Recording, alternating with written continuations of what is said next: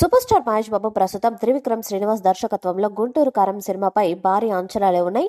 జనవరి 12వ తేదీన ఈ సినిమా విడుదల కానుంది. ఈ మూవీలో మహేష్ బాబు సరసన శ్రీలీల, మీనాక్షి చౌదరి హీరోయిన్స్ గా నటిస్తున్నారు. ఇప్పటికే ఈ సినిమా నుంచి విడుదలైన పాటలకు మంచి రెస్పాన్స్ వచ్చింది. ఇక ఈ సినిమాకు సంబంధించిన digital rights, audio rights record ధరకు అమ్ముడుపోయిన సంగతి కూడా మనకు తెలిసేదే. ఇక ఈ movie Andhra Pradesh, Telangana theatrical rights కు దాదాపుగా 120 కోట్లకు అమ్ముడైనట్లు తెలుస్తుంది. ఇక వరల్డ్ వైడ్ థియేట్రికల్ రైట్స్ 155 కోట్లు క్లోజ్ అయినట్టు సమాచారం. ఒరిజినల్ సినిమాకు ఇది ఓ భారీ రికార్డ్ అని అంటున్నారు ట్రేడ్ విశ్లేషకులు. ఈ సినిమాలో ప్రముఖ టాలీవుడ్ నటులు సునీల్, అజయ్ కీలక పాత్రల్లో కనిపించనున్నారు. వీరితో పాటు రమ్యకృష్ణ, ప్రకాష్ రాజ్, జగపతి బాబు, రఘుబాబు వంటి వారు ఇందులో ముఖ్య పాత్రలు చేస్తున్నారు. తాజాగా ఈ సినిమా ప్రీ రిలీజ్ ఈవెంట్ ను ఈ నెల 6వ తేదీన హైదరాబాద్ లో నిర్వహించనున్నారు. ఆ రోజే ఈ మూవీ ట్రైలర్ ను విడుదల చేయనున్నట్లు సమాచారం. ఇక ఈ సినిమాలో మహేష్ బాబు రెమ్యునరేషన్ గురించి ఓ ఇంట్రెస్టింగ్ రూమర్ సోషల్ మీడియాలో వైరల్ అవుతుంది. ఇండస్ట్రీ వర్గాల సమాచారం ప్రకారం ఈ సినిమా కోసం మహేష్ బాబు జీఎస్టీతో కలిపి 78 కోట్ల రూపాయల రెమ్యునరేషన్ తీసుకుంటున్నట్లు సమాచారం. ఓ పాన్ ఇండియా కానీ తెలుగు సినిమాకు ఈ రేంజ్ రెమ్యునరేషన్ అంటే మామూలు విషయం కాదని, ఇదో బెంచ్ మార్క్ అని అంటున్నారు. దాదాపుగా 200 కోట్ల రూపాయల బడ్జెట్ తో ఈ సినిమా తెరకెక్కింది. ఈ cinema post theatrical digital rights ను నెట్ఫ్లిక్స్ దక్కించుకుంది. దీనికి సంబంధించి నెట్ఫ్లిక్స్ ఓ ప్రకటన చేసింది. పాన్ ఇండియా స్థాయిలో ఫ్యామిలీ ఎంటర్టైనర్ గా వస్తున్న ఈ సినిమాపై మంచి అంచనాలున్నాయి.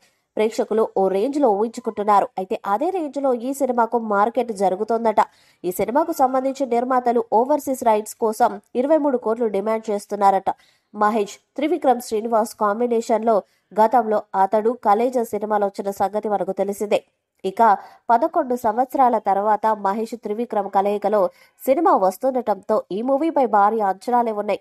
ఇక మరోవైపు అరవింద సమేత, అల్లు అర్జున్ తో అలా వైకుంఠపురంలో వంటి వరుస హిట్ చిత్రాలను రూపొందించారాయన.